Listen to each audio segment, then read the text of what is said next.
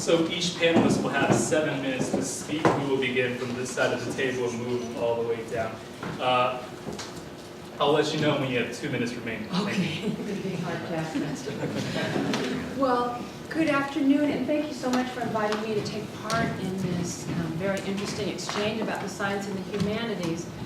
It's a matter of no small interest to me as a philosopher that what we now call the sciences and think of as separate from the humanities in some sense, began as a branch of intellectual activity that one would have actually called philosophy, as natural philosophy, as an attempt to amass a wisdom and a deep understanding of the fundamental elements of the natural world. And even though some of what goes under the label of philosophy now wouldn't necessarily look very humanistic, overall the discipline tends to be labeled as a humanistic discipline. That's an interesting fact.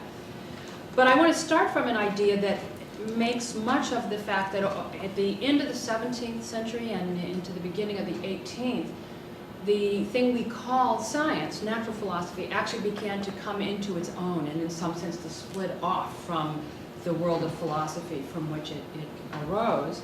And I want to suggest that there's an idea articulated by the essayist C.P. Snow, writing in Britain in the 1950s and then again answering critics in the 60s and a little bit after that, that the intellectual life of our societies, of most developed societies now, is really split between two groups that have become somewhat polarized, and they become polarized in the academy as well as in popular culture. And Snow used the labels scientists and literary intellectuals, but I think we can talk more broadly about scientists and humanists. I think we're not doing a terrible disservice to Snow's thesis by doing that.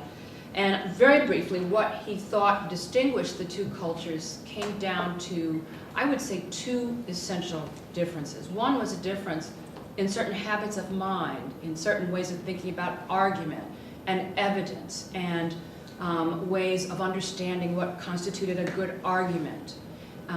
That offered that for one side, the scientists seemed to be more concerned about data and arguments that amassed a certain kind of justification that looked empirical, whereas people in the literary humanistic culture tended to think of their arguments very differently. They might be linked to experience, but they might somehow, in some instances, not.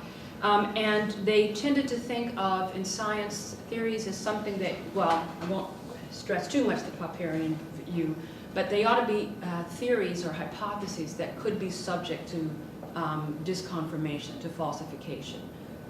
Even those who didn't completely articulate a Popperian view at least argued the natural world could somehow be this test against which your theory had to be measured, and we know that that's not the view in the humanities.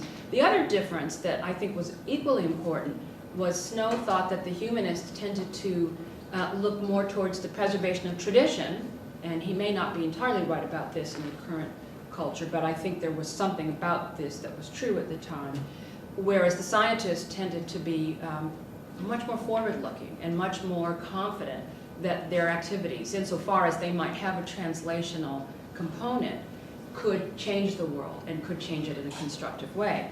So where are the social scientists in all of this? I happen to think that it's not unimportant that the way in which social scientists talk about themselves tends to involve them in making a particular interesting choice. So some will say, I'm a qualitative social scientist, which means that they tend not to talk as much about certain ways of thinking about evidence and data.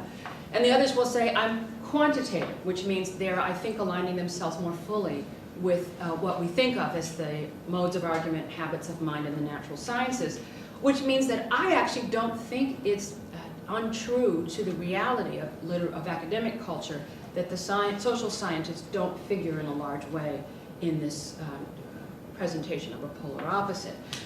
Now I want to turn very briefly to Columbia, because I was struck by some of the findings that came out of the survey you did. And I guess I want to say that while I think there is a gap at Columbia between the humanists and the scientists, and we can later talk about whether some of the things identified here exhaust the way in which there is a gap. But I actually think there's less of a gap between the humanities and the social sciences here than there's ever been. I don't believe that the university encourages us to think one form of inquiry is more important than the other. And I actually would argue that in the core curriculum, we are really quite distinctive amongst the schools that still have such a curriculum in having students do things like read Darwin, I believe it's in Contemporary Civilization, or take a course in the frontiers of science that isn't tracked, in quotation marks, to match the level of accomplishment you might have brought to Columbia as a scientist. That's really very distinctive.